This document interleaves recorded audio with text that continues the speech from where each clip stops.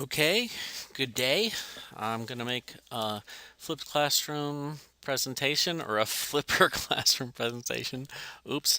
And I'm going to try to be quick because it's snowing pretty hard. In chapter 19, two important characters come in and they will be a nuisance for the next 10. The chapter 19 is called The Duke and the Dauphin Come Aboard. And uh, they're con men. And Uh, they present certainly a challenge, a crucible for Huck and for Jim as they are continuing on their adventure down the road. Now, uh, the Duke comes on, tells a story, and the late Dauphin. Dauphin was the mythical or legendary grandson of King Louis XVI, who was supposed to, through the 19th century, reclaim the throne of France and bring France's honor back after the French Revolution and the Napoleonic Wars. Of course, the king is an old man and a con man, and Huck is able to see right through that. But, like on page 113, Huck says about them, quote, "For what you want, above all things, on a raft, is for everybody to be satisfied and feel right and kind towards the others." End quote. Now, this is as close as the book ever gets to defining Twain's moral views. It's a simple matter of being kind to others and allowing for their feelings, and life could be very pleasant for everyone. Clearly, maybe looking with rose colored glasses, but towards the post Reconstruction period, this belief system, this moral code, is certainly not being enacted. Huck knows that the two are frauds right away. Their presence is almost incidental to the rapport, the relationship developing between Huck and Jim. And Huck and Jim's relationship or mystical influence of the Mississippi River. So the King and the Duke take over the raft temporarily and direct its destination temporarily, but they never really penetrate the essence, the good feeling between human beings within the awesome majesty of nature that the raft on the Mississippi represents for Huck. In chapter 20, um, we get the title, What Royalty Did to Parkville, and we get the episode of the King telling his tall tale of being a pirate for 30 years. And uh, comments about what is Twain suggesting. I mean, Twain is being very savagely critical to expose religion's hypocrisy and inability to recognize right from wrong. Um, Twain sees religion as hypocritical and pointless. Twain is also in this episode highlighting human gullibility. All these people who are just dying to hear a redemption story are forking over money left and right. And Twain, and to a lesser degree Huck, scoff at this. At the end of the chapter, the Duke does his own little bit about looking for a reward for Jim. Moving on to chapter 21, called An Arkansas Difficulty. First of all, I hope you enjoyed the Duke's version of Hamlet's soliloquy. Clearly, Hamlet couldn't have done it much better.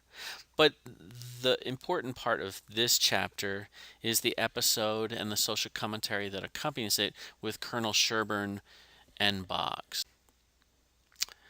Here we see a little monthly drunk. This is Boggs. He's a nuisance. He's certainly not anyone that's doing any grave crime compared to other crimes. But Colonel Sherburne is Twain's view of him is that he's a man and he's going to be a man of his word. And when Sherburne says, if you come back here and hassle again drunk, he's going to kill him. And, well, Sherburne is described as a quote gentleman by Huck. He's well dressed, quote unquote proud looking. His language is cultivated, and he's highly superior to the rest of the townspeople. However, like Colonel Grangerford, this aristocratic bearing um, seems merely a veneer, hiding the violent behind it. But when he kills Boggs, the townspeople react to the killing. They seem to regard it as a form of entertainment. They push and shove and take their turn at viewing the body as it lies on the street. One man retells the story with such relish that his listeners buy him a drink in return for the treat. So that's odd behavior. And then, when the immediate excitement kind of calms down, diminishes, someone says, well, why don't we go lynch the killer? And which brings us to the confrontation. And some literary critics have said that Sherburne's address to the lynch mob is the closest thing to capturing Mark Twain's true voice. Um, like Sherburne, Twain believes in the efficacy and strength of the individual. He believes in man, but not in men in groups. Um, he believes, as Sherburne says, that men act in packs like animals because, at their core, whether they're from the North or the South, they are cowards. And although Twain does not condone the violence of Sherburne's act, and the appearance of Boggs's daughter is intended to elicit sympathy in the reader for the dead man Boggs. Still, Twain does agree with the murderer's view of humanity. Moving on to chapter 23, which is called The Ordinariness of Kings, we get the whole bit about the royal nonsuch.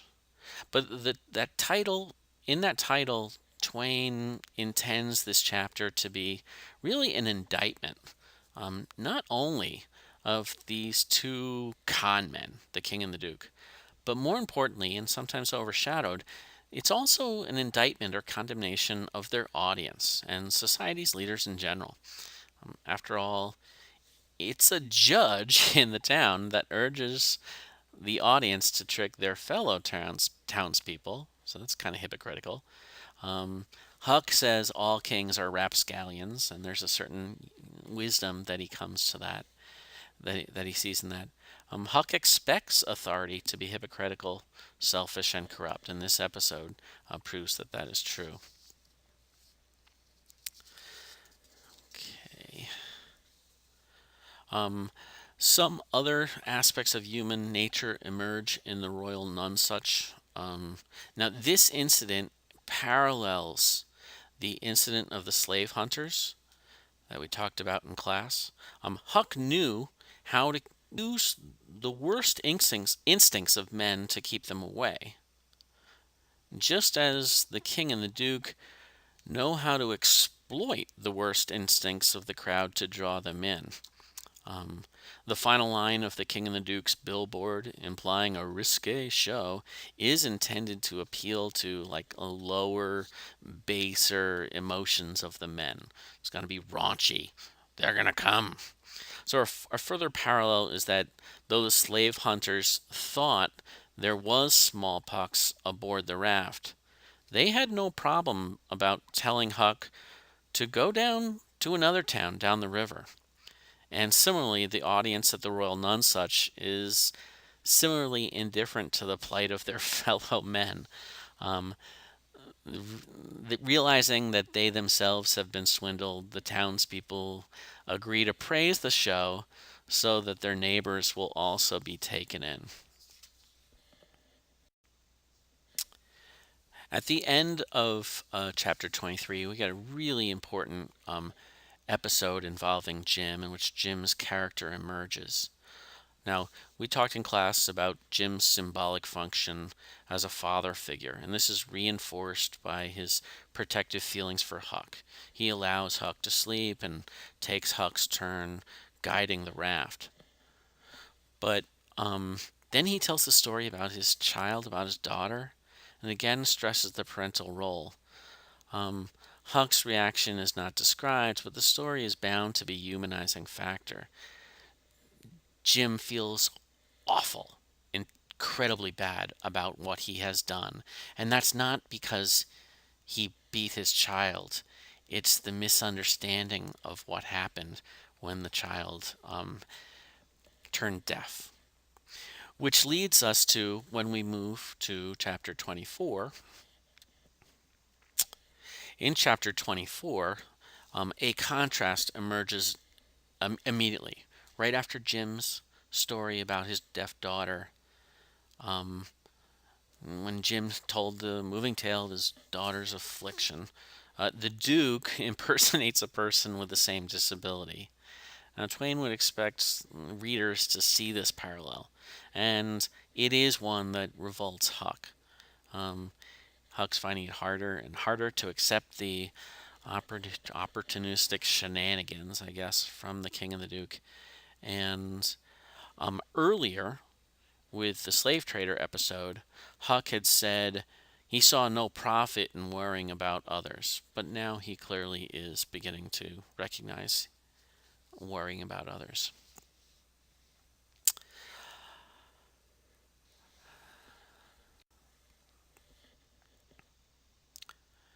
Here's some images. Just want to talk briefly about Dr. Robinson. In the midst of all this criticism and satire from Twain, the doctor does represent sanity and intelligence.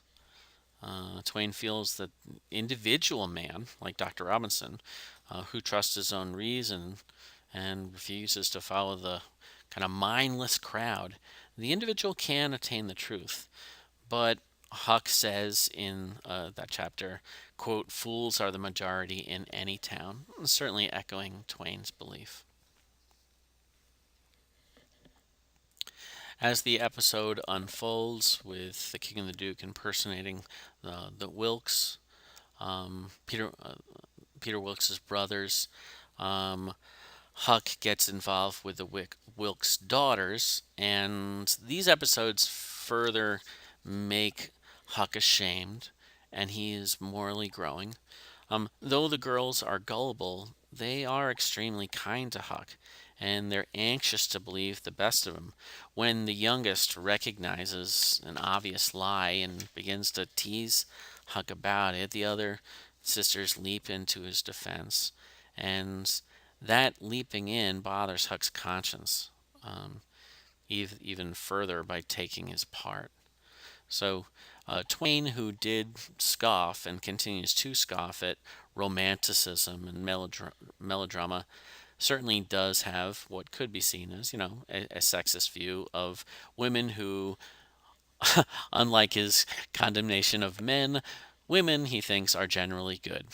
I suppose, by the way, my life experience doesn't argue with that. No offense, guys.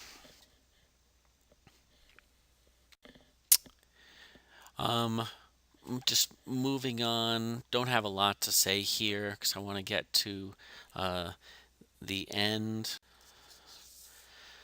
Uh, Finally, the True Brothers do show up, and the whole dilemma about how the townspeople are going to determine who are the real Wilkes brothers is finally determined, and the King and the Duke are run out. And the the what's the implication of the king's the king makes a false confession to the duke, and this is a significant if false confession to the duke.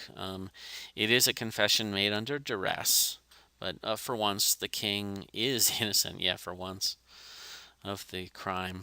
He confesses in order to avoid further mistreatment at the hands of the accusing and much younger and stronger Duke.